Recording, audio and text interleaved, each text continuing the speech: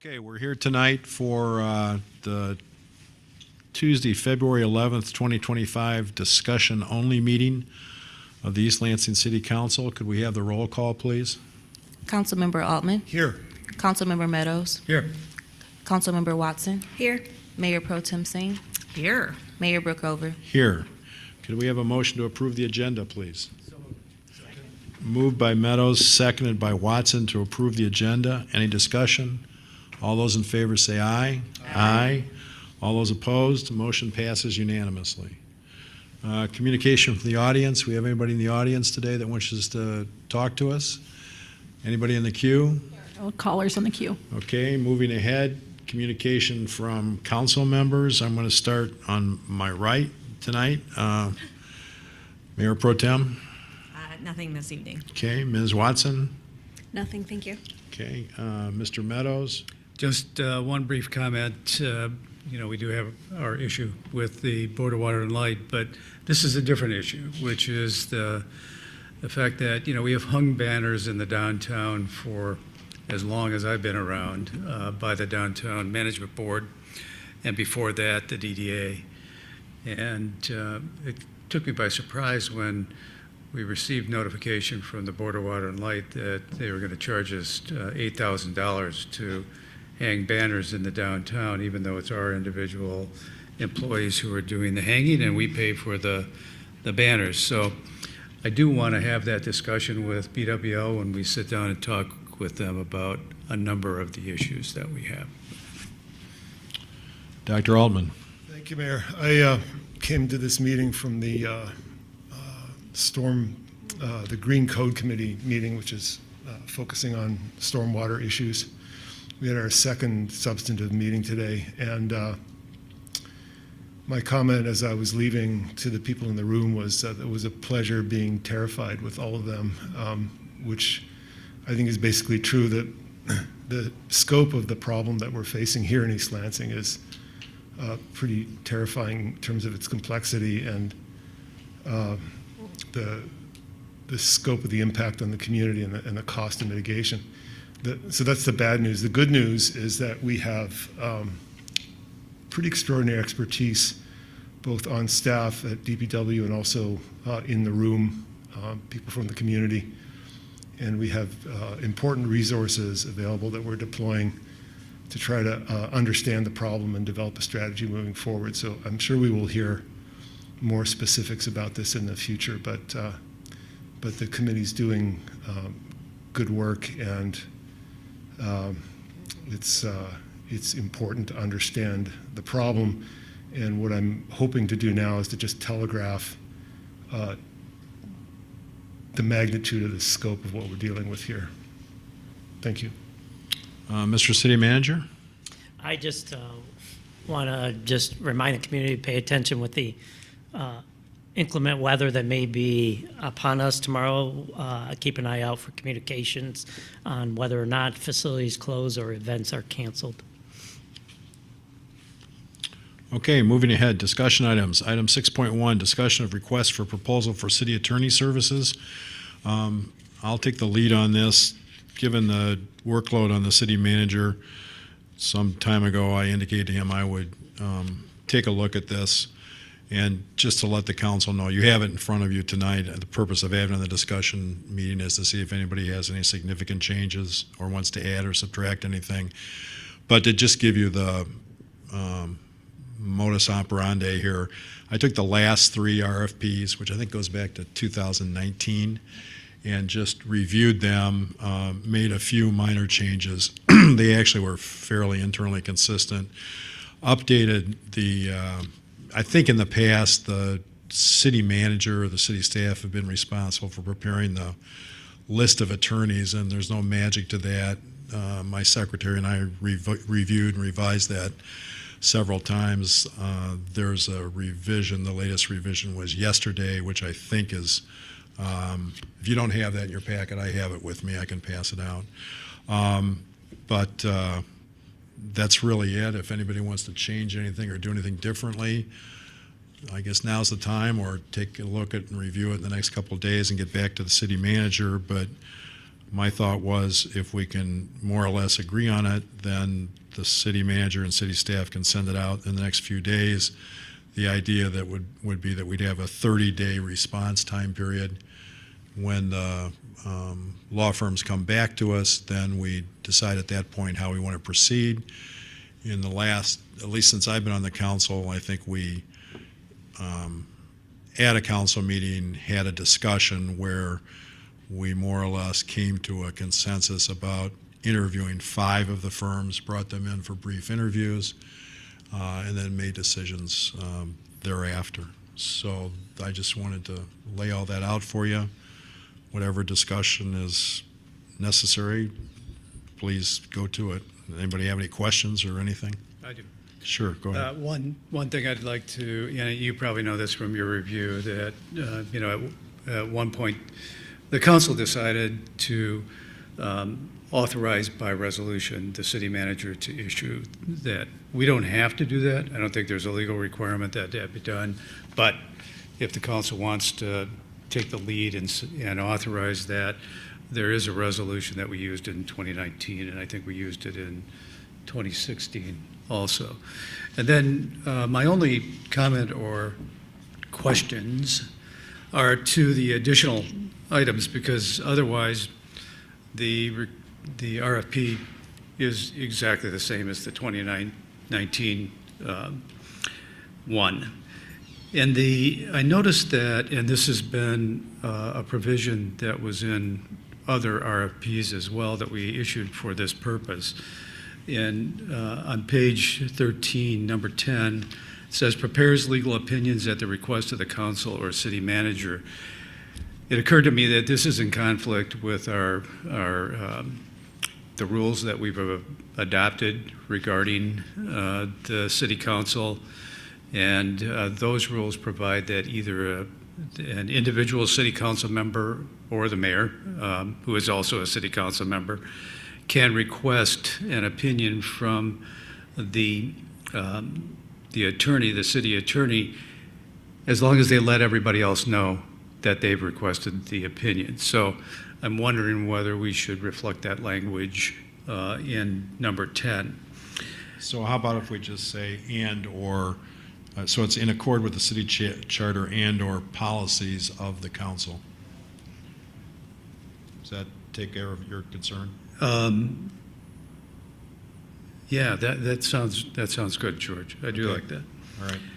And then really like the new number 15, which I think, if I can look at that real quickly. It says provides monthly bills to the city in a format acceptable to the city.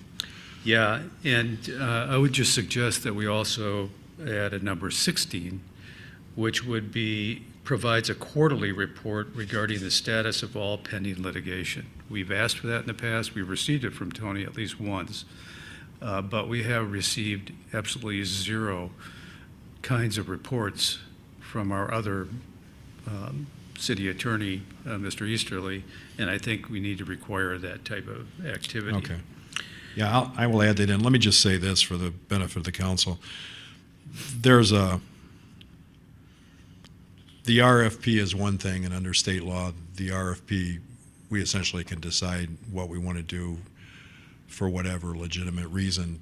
But to me, the real question in these things is what does the actual contract for legal services say? And so, having said that, I'm mindful that this is a start on this process, but the actual contract is the thing that is binding to the law firm. And I think these are the kinds of things, Mark, that we can include in the contract as well. I don't dispute what you're saying, but If you look at the 2019 contract, that provision is in there, but we're not asking them, if we don't include it in the RFP, we're not asking them to commit at the time that they suggest that they should be hired. yeah, it's fine. I'm not having an argument with you. Yeah. I'll put it on. I'll put it in there. And then just a question about I think it is, I like the new number 3 on that page, timeliness of response, because I think that's always an issue and we need to make sure that it's certain. You have a new number 2 I think, on that page as well. And I had a question about that. It reads, "The appointed city attorney timely attends all other meetings, hearings, and/or other city events as requested by the city manager and/or his or her authorized staff member." And it seems a little broad to me. It seems like it should be as authorized by the city council. In other words, whatever we permit the city manager or other employee to do should be authorized by the council. So I'm a little nervous about that language because it is so broad, and I would like a little restriction on that in some way. Could you just get me some language overnight, and I'll do it. put it in, please? That's it. Otherwise, I'm all in favor of this. So. Anybody else? Yes, sir. I had a comment on the note at the bottom of page 16. The note says, "Note regarding district court prosecution services, the city council is open to considering a separate proposal for items number 1 and items number 1 and 4 on page 14." That should read page 13, incidentally, but that's not the substance of my comment. I, for one, am actually not open to considering a separate proposal for municipal services and prosecution services. I don't think it makes sense for one attorney to be writing our ordinances and a different attorney to be enforcing them. I think I'm that'd sorry, be- before you go any farther, I lost you. You're talking about page 16? Page 16 at the Under bottom. cost proposal? No, at the very bottom. Note regarding district court, okay. That's actually a typo on my part, because if you look at number 14, and I've got to look back on that, there's something squirrely there, because I think up above you see those numbers, the 1 through 10. Yep. So I think we've done a transposition there. Thank you for catching it. But the note regarding district court prosecution services should be deleted. And then 14 comes into play. Firms may submit a proposal for all municipal services or any portion of the services enumerated under scope of services. The final decision on whether to select separate firms is made solely at the discretion of City Council based on its assessment of all variables. So that's frankly my screw up, because I know that the version that I had is organized a little bit differently, although the content's the same. Well, let me just say that 14 looks to me like it's not a separate point, because the last word on the previous line is page. So it looks like it's a reference back to page 14. I get that. You get that, I think actually what happened here is the enumerated ones up above, the 1 through 10. Yep. I think I added 11, 12, and 13. So those are they're not here, and I have to go and see what I did. Oh, okay. So that note is going to be gone, you're saying? Yes, with that heading, yes. Okay. Could that be number 16 to the 1 through 15 that we have as scope of service? I don't know. Frank, I'll have to go back and look at what I had. Okay, sounds good. I'll take responsibility for that. You asked, can what be a number 16? The number 14 that was being referred to, it could go back to the scope of services, which is 1 through 15 at this point in time, just be added there, is what I was thinking. So. Yeah, I think without prolonging this, I think the reality was that I followed the format that we've used 3 times before, but I think the idea was to have that, to have an iteration of the cost proposal, so that it was under the cost proposal rather than the scope of services, Mark. So that made some sense to me at the time. Okay, anything else? I apologize, folks. I only read this 4 times. I've got something. Go ahead, Dana. I don't have anything. Mark, when you mentioned the quarterlies, what you're saying is we didn't request quarterly reports from prosecution, I'm not saying that and that's a they- lesson learned that They just, did anything that wrong. maybe We we just should. never requested it. Yeah, I think we might have verbally requested something from Tony at one point, and we got it. but I'm not aware of any request to Easterly for anything. But Yeah, we that's should great. get those Yeah. because they're very informative Yeah, for that's us. a good idea. I'm trying to follow you, and I didn't follow what you said in the beginning about the city manager or something like that. You were muffled, and I don't know if you remember, but it just seemed important that I understood the direction that you were. Sure. You were I'm happy going to comment on that. The number 2 at the top of 14, page 14, requires the appointed city attorney to attend all other meetings, hearings, and/or other city events as requested by the city manager and his or her authorized staff member. That's a cost issue for me, and I think that this needs more direction so that the city council would, whatever we've authorized the city manager to require the city attorney to do, because it's not the city manager's employee, it's ours, and, we have a contract with a financial impact on the city, so that's my concern there. Okay, I hear you. So speaking of that particular piece, and maybe my request just in general is that we have gender neutral languages instead of the, like the his and hers. It could be like they or the. But if we're able to do a sweep of this request to make it more gender neutral. And then my other question is a diverse group of attorneys. How will I know that we are sending these out to a diverse group of law firms? And that means Black and/or minority-owned practices as well. I've tried to include in the list everybody I knew that did municipal services. Some of those firms All right. have people of color. Some of them are owned by people of color, Thank you. if that's in fact a requirement. Well, it's about how we find candidates. Like, sometimes if an organization sticks with a same process of how they find candidates, then they're missing the opportunity to diversify the candidate pool.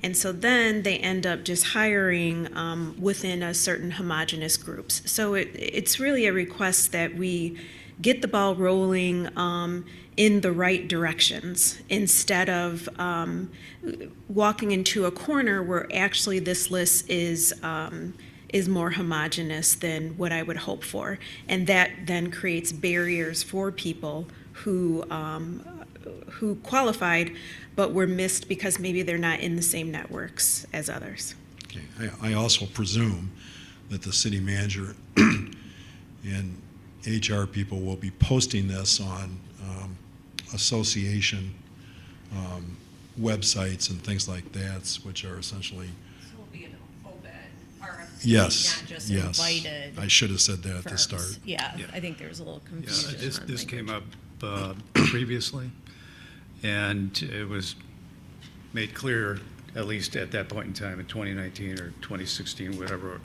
that conversation took place, that this is just a list of firms that are getting it. This is not a list of people or firms that can respond to this RFP. So we try to get it out specifically to these firms, but also to the general public through our communications department to make sure that everybody gets a chance to bid on it. Okay, thank you.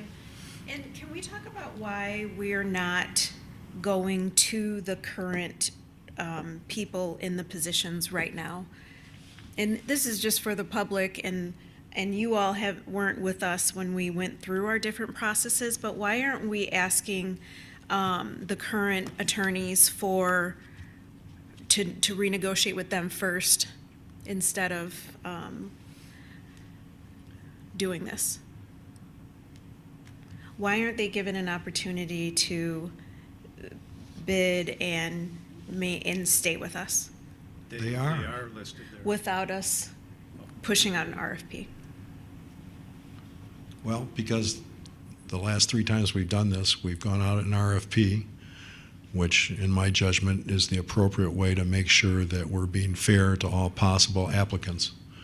And so if the council decides that it wants to somehow get into a situation of, I don't know what the correct word is, of initially only negotiating with people who are already dealing with, I guess that's a policy decision that the council has to make. I'm personally not in favor of that. I think the RFP process is the fairest process. That's how we, generally speaking, do all of our contracting, and this is a contract with the city. So that would be my answer to your question. Yeah, thank you. And it was really for historically what has happened. And so also there was a time when Foster and Swift was with us that we did try to initially negotiate, but what ended up happening is we prolonged the process because we didn't end up being able to find the new rates as affordable as prior to. But I just wanted to give background to people who might think, are we doing this because we've got a problem with our current people?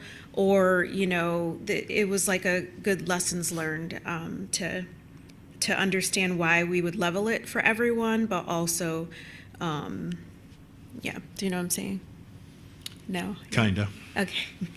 Well, if I can Yeah, thank you. interject something, I think in 2016, we had a lot of pushback in the contract was expiring.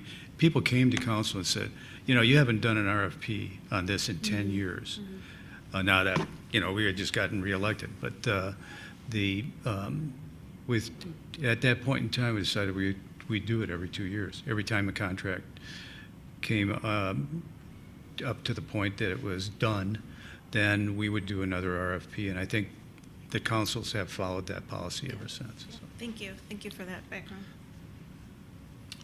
Okay, what I would propose then, since I've obviously made several errors in this document, my apologies, I will revise it the next day or two. I will send you all a red line. Let me just finish, Mr. Eldman. I will send you all a red line along with the city manager, and if people have more reactions, just give me a call at the office and I'll do the corrections. Yes, sir. Page 5, under submittal of proposals, bidders must submit 6 hard copy proposals and send 1 digital copy to E. Gordon. You might want to double check that email address because I don't think Emily Gordon works here anymore. I thought we had corrected that too. So And also, do we still need 6? I understand that attorneys like paper, but do we still need 6 hard copy proposals? you know, Each one of us needs to get one. I'm fine with electronic copies. I don't know about others. you know what? I don't really care. I'm just using the format we used before. I think we can let the city manager determine how he wants That's this to fine. be responded to. If he wants to change the language somehow, he can also get in the queue and tell me how he wants to change the language. Is that fair enough for everybody? So I want to get this process going. Okay, anything else? Just confirmation that you indicated that at least the last time this was done, everybody gave their top 5 into a pool and then the interviews started. Is that what you're proposing? Yes. Okay. I'm not saying there was any specific rationality to the process the last time, but it seemed like we sort of, in fits and starts, got to a process. We used to do 3. That's 5 is fine, but we did fewer in the past, just your top 3. So. Okay, moving on to item 6.2. One quick, sorry. Yes, ma'am. Do we have any concerns that the process could take longer than our current contract running? Our current contract, even though they expire 1 in February, 1 in March, has 30-day continuation, Okay. Thank you. month to month. Good question.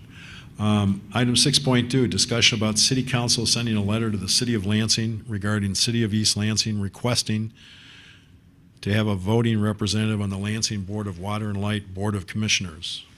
Mr. Bellman? Yes, so this item was asked to be put on tonight's discussion-only agenda to talk about whether the city's interested in sending a formal request to the City of Lansing for a voting seat. Right now, we have a non-voting seat on the Lansing Board of Water and Light. Okay, Mr. Altman, I think you wanted to discuss this? Yeah, thank you, Mayor. And I guess I would like to provide a little bit of context for why I thought this was a thing we should talk about. So what I'm going to say isn't news to anybody, but I think a reminder is probably useful. So most of East Lansing gets its power from the Board of Water and Light. It's about 90%. Board of Water and Light is exempt from oversight by the Public Service Commission because it's a municipal utility. But Board of Water and Light is also exempt from oversight by East Lansing voters because it's not our municipal utility, and we don't currently have a voting member on the board. So I see us as vulnerable in the sense that we don't have protection from the PSC, and we also don't have protection via representation on the board.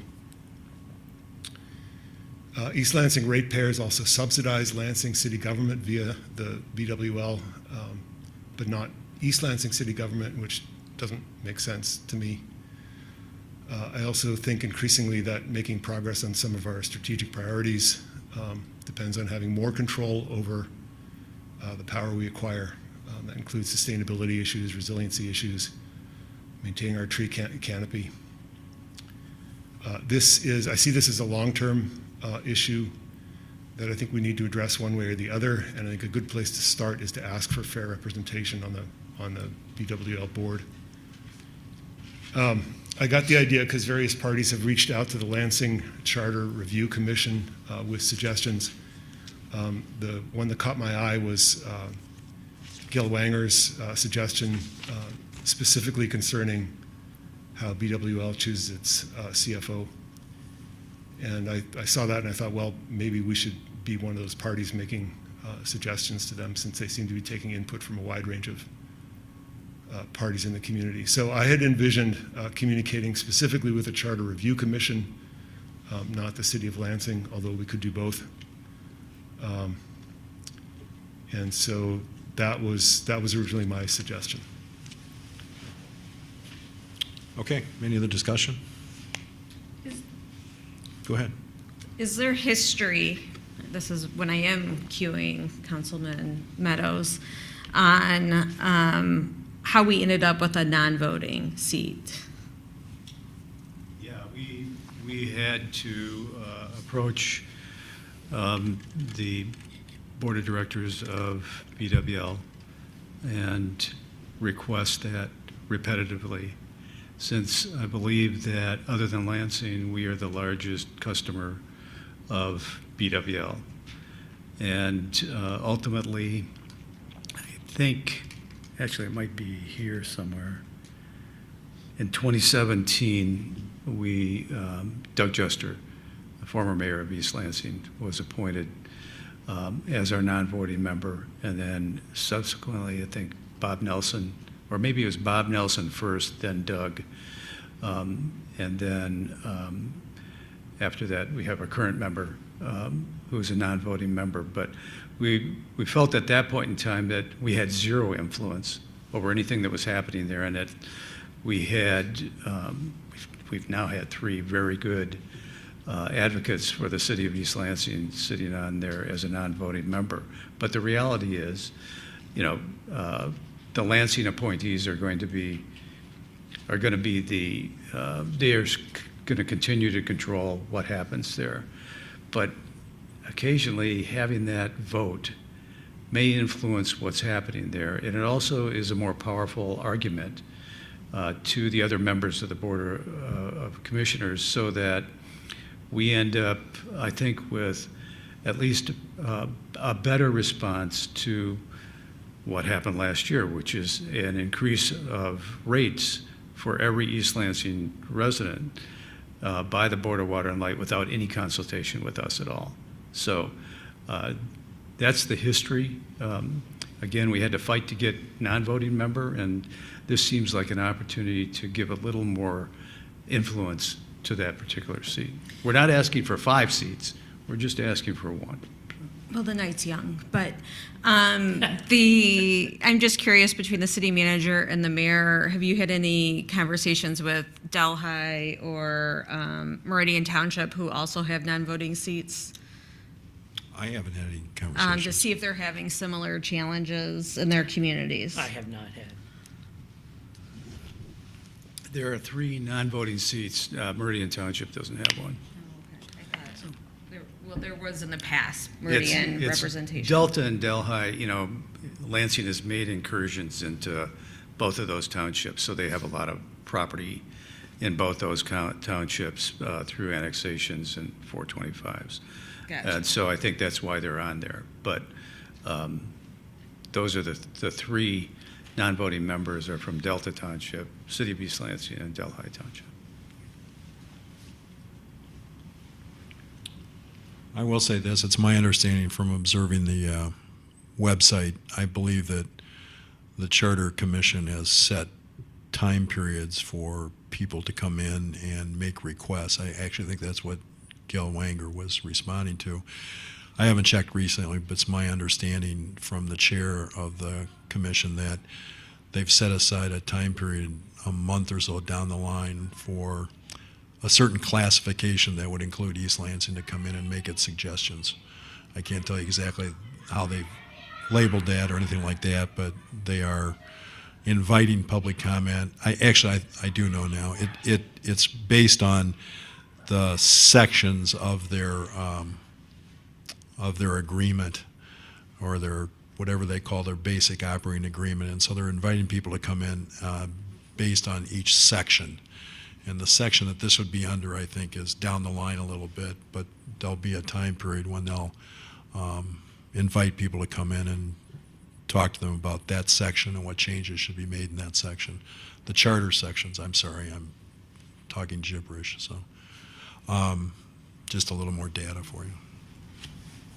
What does the council want to do? I mean, we're not going to be voting on anything. But. Can I just make one additional comment, Mayor? So my memory of the history of the non-voting member is that it was, at least for East Lansing, was in part in response to the 2012-2013 ice storm, which caused widespread outages in East Lansing, and also caused a certain amount of outrage in East Lansing, and complete with a commission that was chaired by Mike McDaniel from Cooley at the time. And one of the recommendations was I think, to increase representation, and then what we got in the end was a non-voting member. So I think, and if you look at Bob Nelson, his term started in 2015, so the timing there would be about right. And then the other thing I was going to suggest is, if we think this is a good idea, then I would suggest that someone from the city, either the mayor or the city manager, appear before the commission in an appointed slot. It's good to hear that that's pending, because I think in-person representation carries a certain amount of weight. If I think about the people that come to the podium here and speak, I think that carries additional weight and beyond just a written communication. Okay, anything else for the discussion? I was just going to suggest that, which is a bit counter to my colleague, that, it would be good to do some recon of the other non-voting members to see what they're hearing from their community, finish the agenda of the Charter Commission to see additional input from the community, and then move forward with the appropriate next steps, whether that's a letter or what have you, just so we have a full awareness. And I think there's also power in building alongside other communities that are in similar places, that it compounds the residents that are represented in that rate-paying base. But for the discussion. I'll just say that I agree with that. I think that there should be contact prior to anything going to the Charter Commission, that contact with Delta and Delhi Township to see their position with regard to this. And I agree that if the 3 of us go in there, it has a little more juice than just one of us going in. Okay, could I then suggest then that we ask the city manager to reach out to the other municipalities with non-voting members and gauge their interest in joining in some sort of a letter or effort to ask for voting members. I will add, and maybe Mr. Meadows or Dr. Altman, you can correct me, I thought that on some of these other non-voting members there was a rotation, so that a couple of those, that it rotates between 2 or 3 different ones, so that at any given time, not all of them are represented, quote unquote, by a non-voting member. Am I wrong about that, or does that sound correct to you? I don't know the answer to that, but Okay. that may well be because the list of former voting members includes jurisdictions that are not covered currently. So is, If I may, in the Please. document that I grabbed from the website at the very bottom, it says the asterisk indicates rotating position with 1-year term to include Meridian Township, Delhi Township, and DeWitt Township, and Lansing Township, beginning July 1 of 2015, and then they run from July 1st through June 30th of each year. okay, does that sound like a way to proceed? Have the city manager reach out to all of those and see what their attitude is about doing something? Okay. Item 6.3, City Council 2024 and 2025 Strategic Priorities, second quarter update presentation. Mr. Bellman. So I have about a 2-hour presentation for you this evening. I will try to simplify, but so there's a PowerPoint. I will start with an overview of the 2024-2025 strategic priorities. This is the 6-month update where you required me to come to you and present it as opposed to just posting it to the city's website. So some background: City Council formally adopted its 2024-2025 strategic priorities at its May 14th, 2024 regular council meeting. There are 10 strategic priorities you've asked city staff to focus on during 2024 and 2025. Tonight, I'm providing an update Progress Report 2, and Progress Report 1, PR1, was June of 2024 through August of 2024. Progress Report 2 is September 24th through November 24th. The PowerPoint reflects an executive summary of the 2024-2025 strategic priorities, Progress Report 2. So the first one is Goal 1, and unless there's an objection, I'm not going to read each goal and each action item. I'm just going to highlight that they're under Goal 1. There were 8 action items under this goal, and it was to reduce employee turnover by 5%. And between June and August of 24, turnover was 4.09%. And between September and November of 2024, turnover was 3.66%. So action item A, which is on the screen and in the document that you received, was 90% completed in Progress Report 2. All existing and proposed personnel policies have been drafted, reviewed by Labor Attorney Gary Sashatal and City Attorney John Clark, presented to the unions and to the City Council. I'm in the process of finalizing that review and signing them. So those are done. The formatting was changed based on the input of City Council, and that is what's being implemented now. Action item B is for Progress Report 2, 10% completed. So under this, HR staff has attended 4 human resource information system with integrated learning management system modules. So they've attended 4 presentations of companies that provide that learning management module that may be beneficial in tracking training for our employees. HR staff is also reviewing course catalog from a leadership training firm. And then the training also includes emergency preparedness response that ELPD and ELFD collaborating to enhance public safety preparedness through conducting large-scale tabletop exercise, training on the use of the city's Emergency Operations Center, and providing opportunities for city leading managers to participate in the Federal Incident Command System classes. Action item C for PR2 is 30% complete. We've reformed the Wellness Committee. We provided an employee survey to gather valuable insights from employees regarding their preferred wellness offerings and topics of interest. We've enhanced work flexibility. ELPD has taken several steps to advance employee well-being by launching a peer support team, by providing Cortico Wellness app, which is a confidential anonymous platform offering a wide range of resources developed by clinical experts available to ELPD personnel, their families, and retirees. Also by promoting healthy habits, including on-duty workouts, hosting Employee Wellness Day, expert presentation on sleep, nutrition, and mental health, and then providing mental health first aid training. Action item D is coordinating outreach and recruitment methods. So this is 50% complete. We did that by exploring partnerships with BIPOC communities and non-traditional talent pools, assembling diverse interview panels with representation from various departments and other municipalities. Next slide.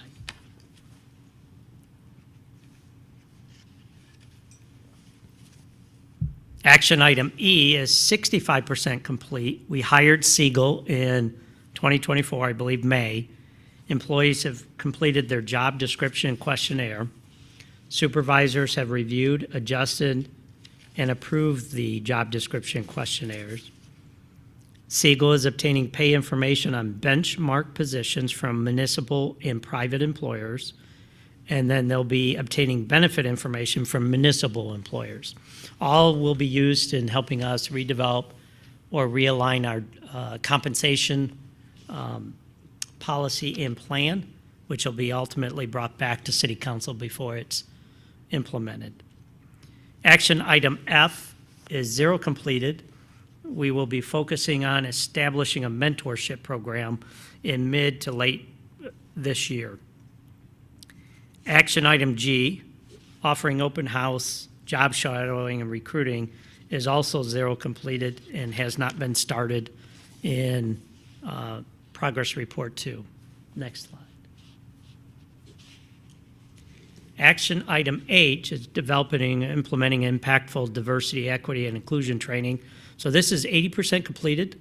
Several DEI initiatives during this time frame included Vernay Myers, discussion on implicit bias, lunch and learn programs, which invites monthly speakers covering a wide range of DEI topics, including autism awareness, LGBTQIA+, inclusivity, generational differences presented to employees over the lunch hour.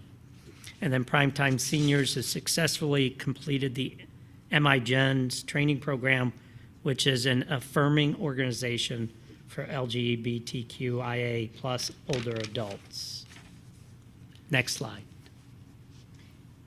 Goal 2. Go ahead. There's a lot of content here. Do you want, okay. And I'm going to make a suggestion and see how folks react, just recognizing we have 10 goals and even within that, so much content.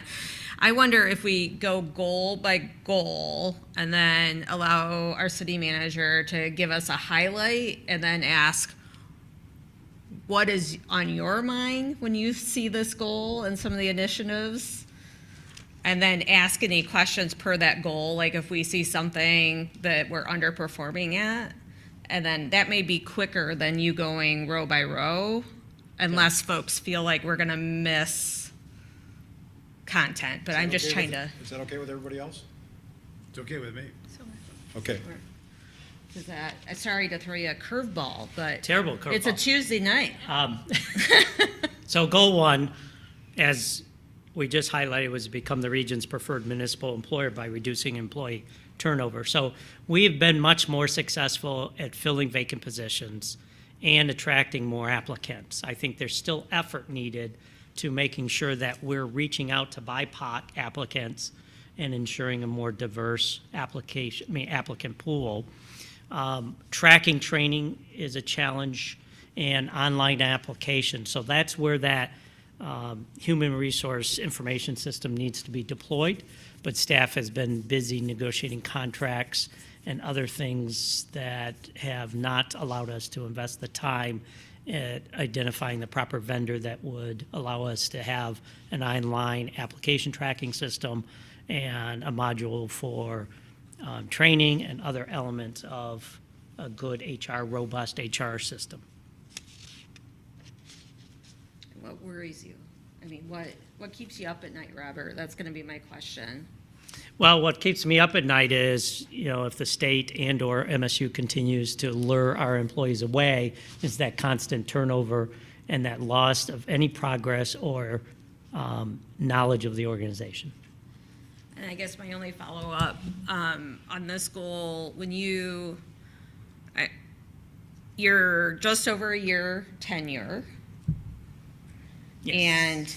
and we're not quite up on a year since we've adopted this strategic plan. But I think part of the learning exercise, recognizing this was the first strategic plan that the council had adopted in a number of years, are there things when you look at this that you would recommend we put on the back burner or we remove for the short term?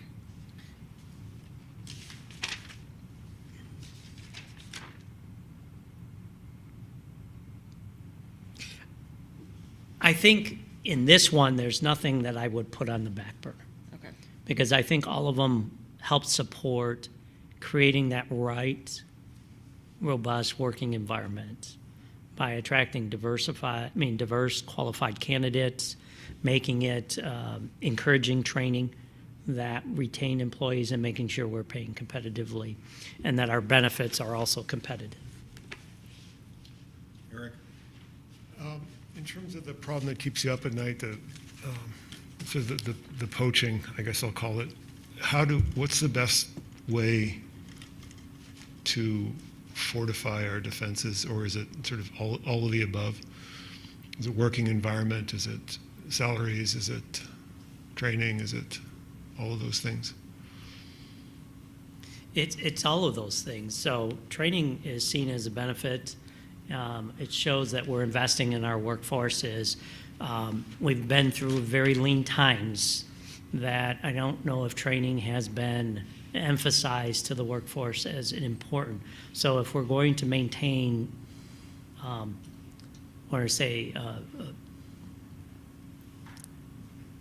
a small workforce, training is imperative because it allows us to interact with our peers, learn what they're doing, and it shortens the learning curve that could then be deployed here in East Lansing. It also seems like wages and benefits are pretty central, because people can pick up training and take it elsewhere. Right, and I mentioned that job classification study is Yeah. imperative to make sure that we're paying competitive, because they have moved to other, be it the state or some of our neighboring communities or to the university across the street.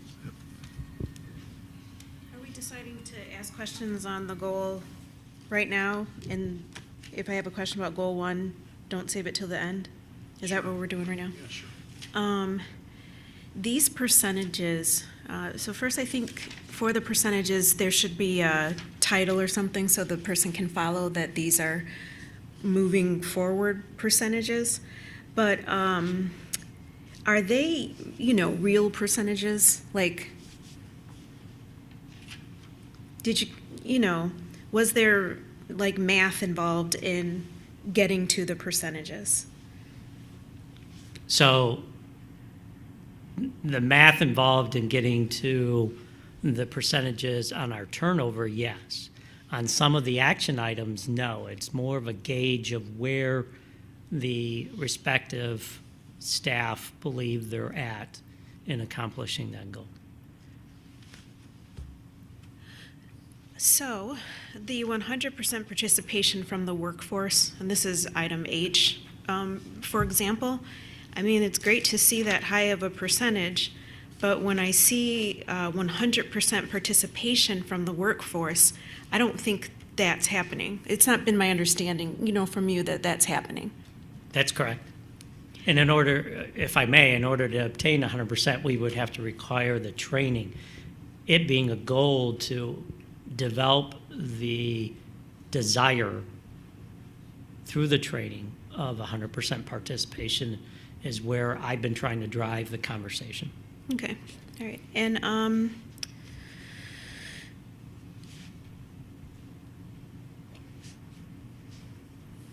thank you for waiting for me. That's all my questions for now.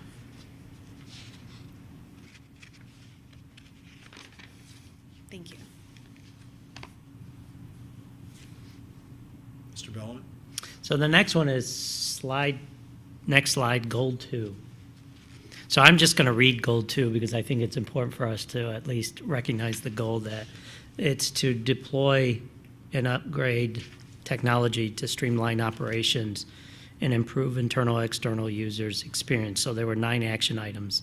Really, this comes down to is how we're broadcasting this meeting and other meetings, making sure we have microphones in our meeting room so the public, the other members on a board or commission can hear what's being said and to engage that interaction and participation. So, we did go out and buy those 16 portable mics.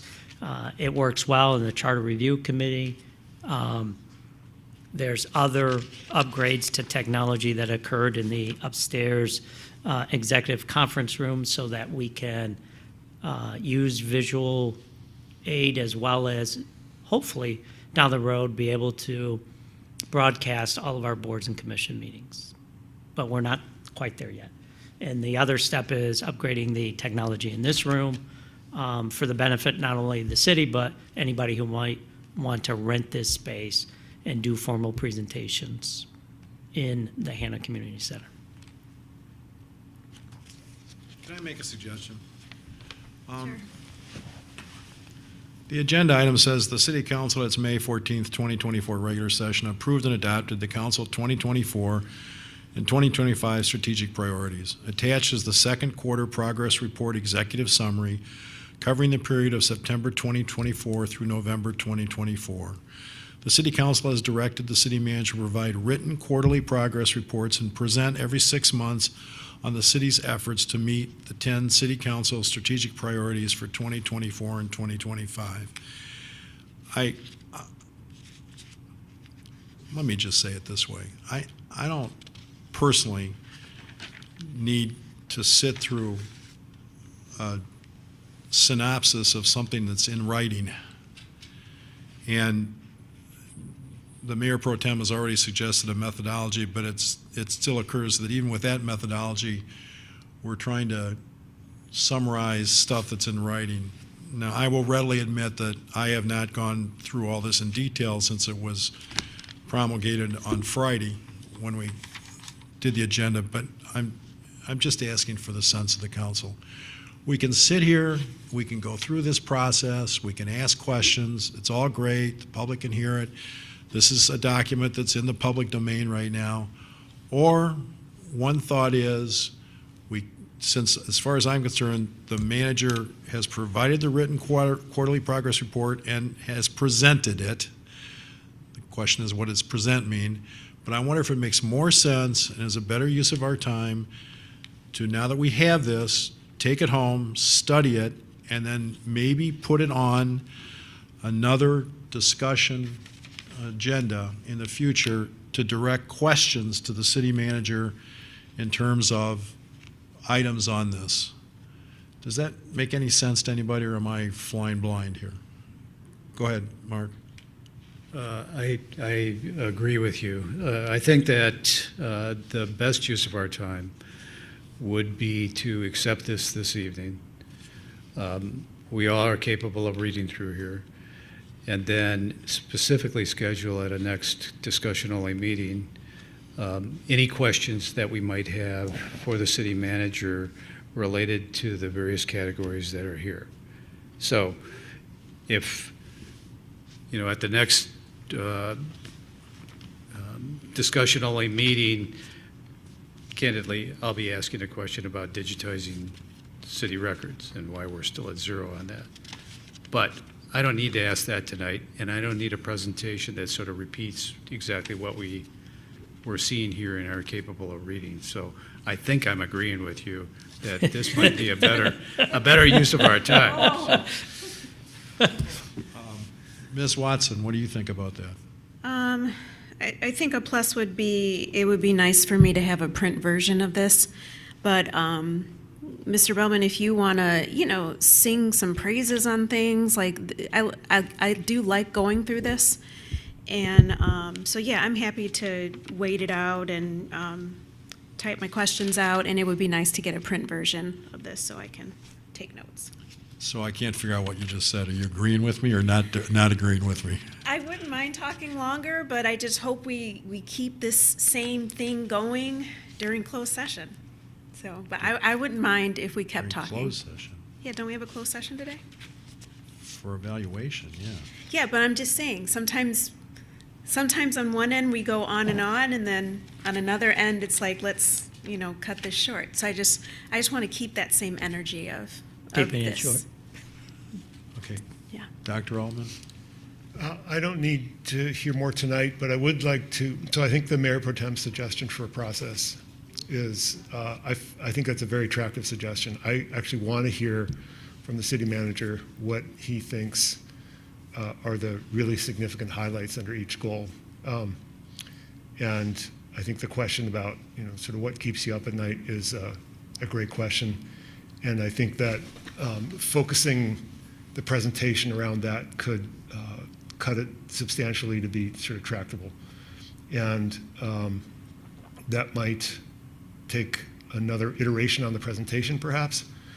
So I'm happy to do this another night. But I think the idea of hearing some highlights I find very appealing. And then if we could marry that together with written questions that people have about other stuff, I think that could be a good framework for a future meeting. Well, and I assume the highlights could be directed to us in writing prior there too, correct? Okay, I like hearing the verbal presentation. Okay, well, you know what? Let's just keep going then. Just go ahead, Mr. Bell. I felt like we were all in agreement. Yeah, I think we were all in agreement, or, I mean, if we want to see where we're at in 30 minutes, we could continue, or we can I think we were all in agreement to move on. I just want to tie a couple of things, why this matters. We were just talking about employee retention, okay? Valuing our staff, giving staff a shout out when there is a highlight in this venue is important, Yeah. as an example. Also, the flip side, and part of what's driving my question, we got some budget considerations here in a couple months, and we may have to say, you know what, Mark, your digitalization of those records, that's going to have to wait another year because we have X, Y, and Z. I'm making this up, but there are real, because guess what? Workforces today, a lot of times there's a lot expected, and sometimes people leave jobs because the grind gets to them. So that gets to prioritization of workflow, et cetera. So I just want to say, Mayor, we're not teasing you to say that, we want to, drag this out. I think we're in agreement tonight. We want to get focused. We think this is an incredibly thoughtful first brush at this conversation, and we got to have it. So I'm cool with wrapping it tonight. Yeah, I don't want my comments to be interpreted as me diminishing this. This is very, very significant, and it's even more significant in the context of some things that have happened to the city within the last few weeks, which are going to impact our budget. So I'm just trying to be a problem solver here, and maybe I'm not solving any problems. So I don't know if there's a consensus or not. Can I make a suggestion? Sure. All right, so why don't we do the first 5 goals tonight and the second 5 at a subsequent meeting? Okay. Go ahead, Mr. Bellman, with the first 5 goals. All right, so are we done with goal 1? I don't know, are you? I'm done. Okay. Yep. It was open to the floor for any Any questions. more questions on 1? I did want to make another Sure. comment about the workforce. You know, I work for the county government, and we lose our employees to the state and/or MPHI. And some of the things that we talk about is the satisfaction or not that an employee has with their supervisor. And so my hope is that there's exit interviews that exist somewhere, and also that sometimes it points to the work culture being toxic or problematic for an individual, and them needing to move on in their life. So I just wanted to point those nuances out that, you know, exist in why people leave jobs. And it typically doesn't always come down to money necessarily, but sometimes we have to accept where we're at. And if we have to pay what we have to pay, it's like, how else can we make it a joyful experience for people? And that's all I wanted to say. I'm ready. Okay, goal number 2. Goal number 2 is, again, upgrading technology, streamlining operations. So I've already touched on where we're trying to introduce technology to our meeting spaces here at Hannah so that those that are on boards and commissions can be heard, and those in the audience can understand what is being discussed. I want to take one step back because I think Councilmember Watson hit the nail on the head. A lot of what I'm reporting on is work that others have done. And so I do want to say hats off to my staff that, yes, these are 10 priorities that council has identified for 2024 and 2025. There are other things that are happening day in and day out that we have to continue to do, and some great things happening that didn't fall into these 10 priorities. And so there's a lot of work that goes into providing the updated reports, the progress reports for each of the quarters for the next 2 years, as well as just graphically, if you recall the prior goals that and priorities council had was just a narrative. And so Archie Foote, who is our graphic designer, and Asia Siv, my former administrative assistant, created this graphic so it can be easily seen and understood in the sense of a visual impact. And so I just want to say hats off to that. So moving again through goal number 2, again, there were a total of 9 action items under here, but it was really ways of trying to improve and enhance interactions with boards and commissions and participants in this city and getting input. But also, there was a goal to do online business licenses that got put on hold because of our moratorium, uncertain where we're going and how we're getting there before we embrace technology in making that easier. Electronic human resource system, I've already mentioned, is going to be a key in expediting our hiring process, which is somewhat bogged down and slow in nature. And it would allow us to track training, pay and scheduling of election inspectors. So we attempted this last election cycle to use a software to track pay, and it didn't work out well, so now we're going to continue to look, and so it was a lesson learned. GIS is used in DPW, is very helpful to anybody. I'd like to see where that GIS system, you can go onto the map, hit something, and learn where water, sewer lines are, where road construction was last done, or improvements to sidewalks, so that residents can see, as well as staff, information readily at their fingertips.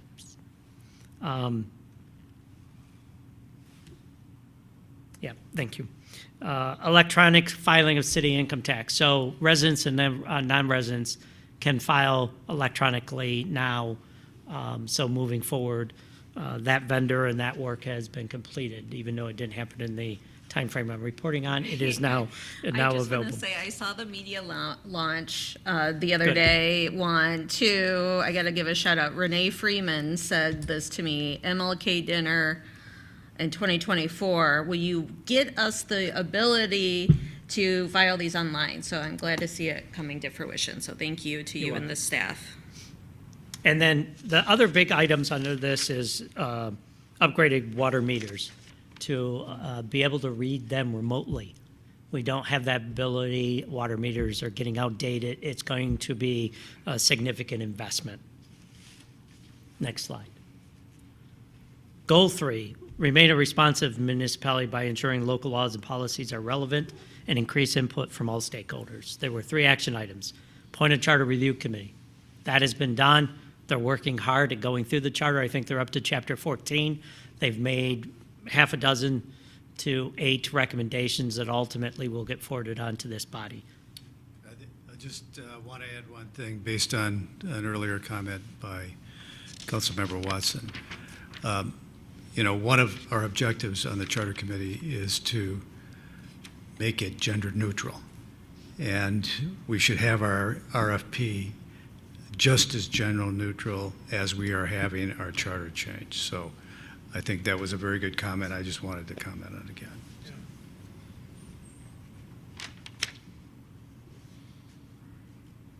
So other item is to incorporate inclusive and accessible economic development practices and policies. So we're still working on that. That staff's not to capacity, but we are going to take a look at our economic development plan for East Lansing.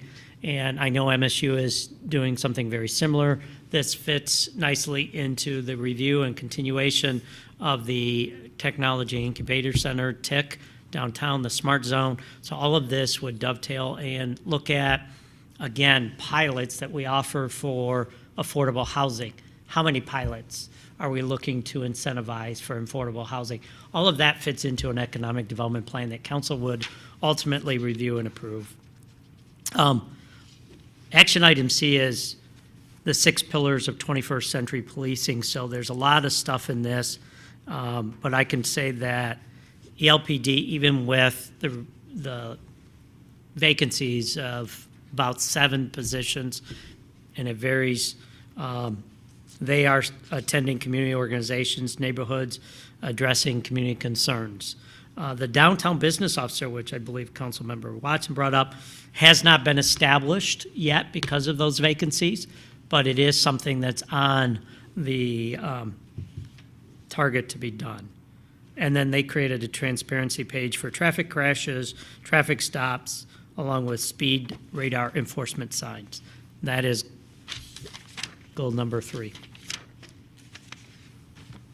Any questions on goal 3? I just want to highlight too that at the last meeting, we approved on the consent agenda to move forward with our decennial review of ordinances, which is, again, really important for good governance. If I can speak tonight. Digitization. Anyway, so next slide It took work to say it like that. is goal 4, which is to strengthen public trust and community connection in the City of East Lansing through enhancing its communication program. 5 action items. Meeting with stakeholders through focus groups and surveys. So seniors was one. When I first came on, I attended the Seniors Commission. There was a lot of question about whether the information we're disseminating is reaching our seniors. So we're trying to find out what information, how they get their information so that we know that we're being effective and we're connecting with all of our residents. So not just on the senior end, but others throughout the community. We had numerous plans that were put out there for public input. Parks and Rec 5-year update, the non-motorized comprehensive plan. So we saw a lot of public input, created a lot of opportunities for that input, and brought those plans forward. Some of them were adopted by council, like the Parks and Rec 5-year plan, the non-motorized plan. Others are in the works, like the wet weather resiliency plan. But I want to pull out of that one is the listening session we did after the flooding in the summer of '24. The fact that we opened up our doors, sat down with our residents to hear how they were individually impacted and whether it was something new or whether it was an ongoing problem, helped inform us when doing this wet weather resiliency plan in trying to design our stormwater management system and look at how it's working and may not be working and what improvements need to occur first and how do we manage that.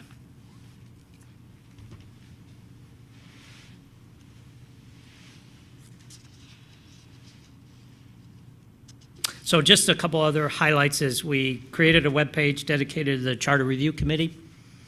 We moved the emergency communication platform from Nixle to Rave. So those are some of the things, large things that we got done in second quarter of this. Just recently, and I communicated this, Council, we also created a dedicated page on informing our residents on the selection of a new police chief. So there's a timeline and what we're trying to do, when we're trying to do it, and the other thing is putting out that community survey. So even though it didn't fall into the September through November, it is something I wanted to highlight tonight.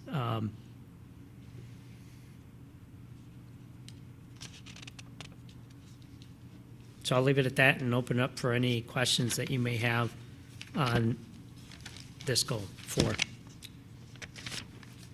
I have some questions. Please.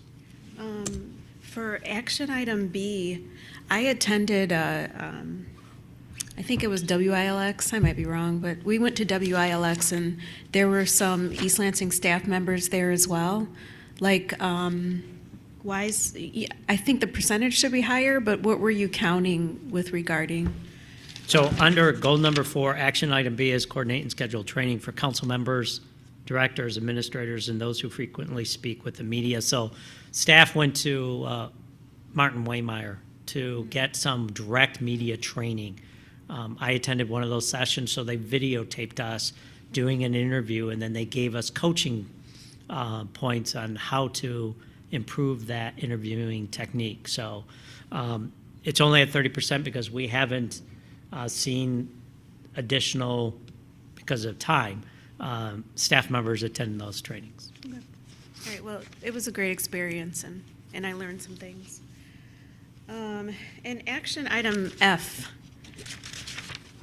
re-engaging an active partnership. Is there anything we can do to support? I'm surprised it doesn't have a percentage. Well, it's because I will share some of the points that were provided to me by staff of how so the Humphrey Fellows program, we're sitting down with the Humphrey Fellows and various departments depending on that cohort that is visiting or here at MSU. So it depends. Sometimes it's engineering, sometimes it's communication, sometimes it's finance. It depends on their area of interest. Middle school athletes, Parks, Rec, and Art continues to coordinate the McDonald Middle School track and field program, and then the community partners meeting that occurs between MSU East Lansing and the community are some of the examples that are under F. So those are anecdotal and hard to quantify. Okay. I also have a question on that. I didn't read this in terms of our active partnerships with MSU and East Lansing Public Schools. We have a number of those. I think we have well over 100 partnerships with MSU. I was reading this as re-engaging our quarterly meetings with the administration at MSU and our administration so that we can stay more informed in both directions as to what each governmental unit is doing. And ditto with the East Lansing Public Schools, which we used to have quarterly meetings with. We have not had them, I think, in quite a while. And we haven't had our quarterly meeting with MSU, I think, since COVID. So that's how I read that. And I would like, some explanation, not tonight, of any efforts that we're making with them to reestablish those regular quarterly meetings so that we're well informed as to what each is doing. So On that alone, if I may, just on MSU, so I think all of us have been invited to a future dinner meeting with their Board of Trustees, President Gutzkowitz, and all of us sitting around this table. But also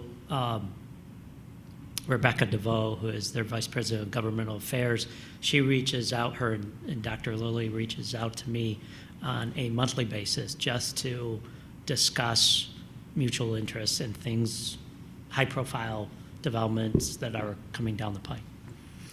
Well, I'll give you an example. I ran across an old email from a city staffer who indicated he had just contacted Vinnie Gore about an issue that had been raised during one of these quarterly meetings. I think we're missing all that. And you're not having a face-to-face between the mayor and the mayor pro tem and the president of the university on a quarterly basis. We would have those meetings on campus twice a year and in City Hall twice a year. So I think they were very useful in making sure that we had some common ground that we were proceeding on.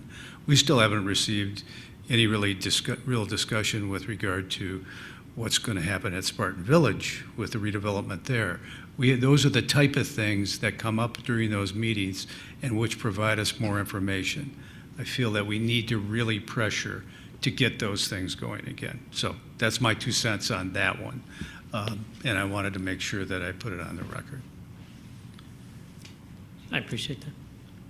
Mayor, are you gonna say anything? No. Okay. I would just say, I'm not here to message for Michigan State University. I do want to say President Gutzkowitz hasn't even been in office for a full year. And they said his priorities for the first 6 months was really internal looking at the university. With that said, I think it is positive, the discussion, the conversations that are happening, and I am hopeful in the next quarter that, especially after this April 11th dinner and invite, that we see more formal progress. So I'll just point out that, Goal 5 is going to touch on this, that our relationship with MSU played out well in the November election. That partnership, that ability to use WKAR in the Communication Arts Building, and the recognition that President Gutzkowitz and Rebecca DeVoe shared with East Lansing and celebrating that election and how well it ran and the success of that. Yeah, I don't want my comment to be taken as any criticism of either the president or Rebecca. That's not what I'm talking about. And we have had, we went decades with these meetings taking place, even when new presidents came in. And I just think that they were so valuable that we're missing a lot by not having those meetings continue. So unless there's any additional questions on Goal 4, I'll jump to Goal 5. And I think this is a great goal to wrap up discussion this evening. It really was to support and enhance democracy by ensuring safe and secure access to voting, encouraging voter registration, and enhancing voter education through accurate information sharing and increasing overall community turnout in early voting. So there were 9 action items, and all 9 action items I can say were 100% completed. So I do want to say hats off to former clerk Marie Wicks, interim clerk Amy Gordon, and the entire clerk staff, as well as the election workers and volunteers that stepped up to make it possible through the 5 elections that took place from the City Council November election in 23 through November presidential election in 24. We hosted 2 early voting centers at the Hannah Communication and the Communication Arts Building, where they had over 5,600 voters participate and use those early voting centers. The election day vote centers, one at City Hall, one at WKAR, registered 697 voters at City Hall and 1,051 voters on campus on election day. So they trained 30 League of Women Voters and voters, not politicians, to manage those voting lines, the yellow jackets, as Marie would commonly refer to them as. And then I know the mayor and I attended the tabletop exercise in cooperation or collaboration with the Michigan State University Police and Public Safety to make sure that both sides of Grand River were highly aware of what was going on and providing the safe opportunities. And then I will throw into this the grant that we received from the state through special appropriations of $1 million to provide rides for those that showed up at the wrong voting center and needed to go to a different voting center that night through the use of Uber and Lyft was one of those successes that I'd like to say, thanks to everybody who made that possible. And so that's goal number 5, and I'll open it up to any conversation or questions. Any questions? Yes, sir. I just want to say with respect to the whole synopsis, I really appreciated this. I think this was the right level of description. I also understand that these progress reports are a lot of work, and I appreciate the work that went into these graphics and also the summarizing all the information. It's a lot of work, but it's useful.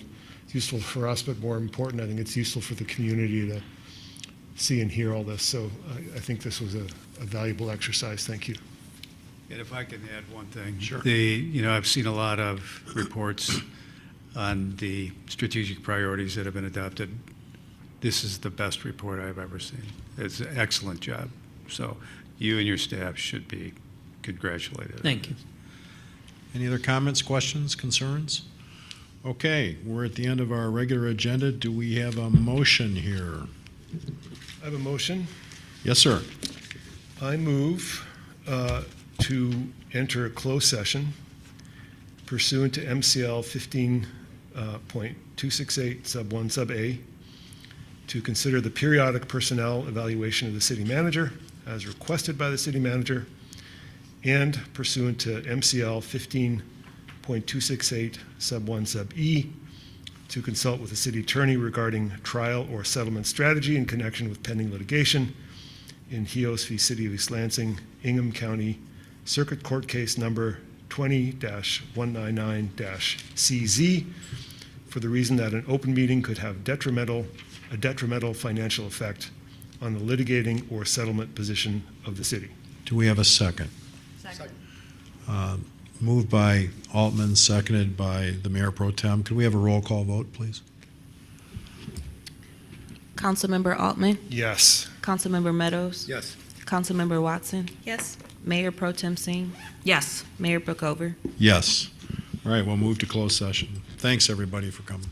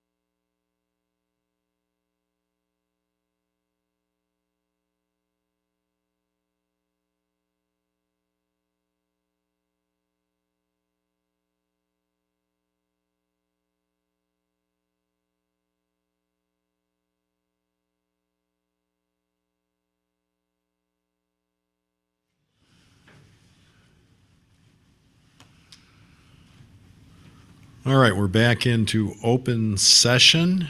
And having completed our closed session, do we have a motion? Move to return to open session. Is there a second? Second from Meadows. All those in favor say aye. Aye. All those opposed, motion passes unanimously. Moved by Altman, seconded by Meadows. Do we have a motion to adjourn? Move to adjourn. Altman moves to adjourn. I second. All those in favor say aye. Aye. All those opposed, meeting's adjourned. Thanks, people, for your time tonight.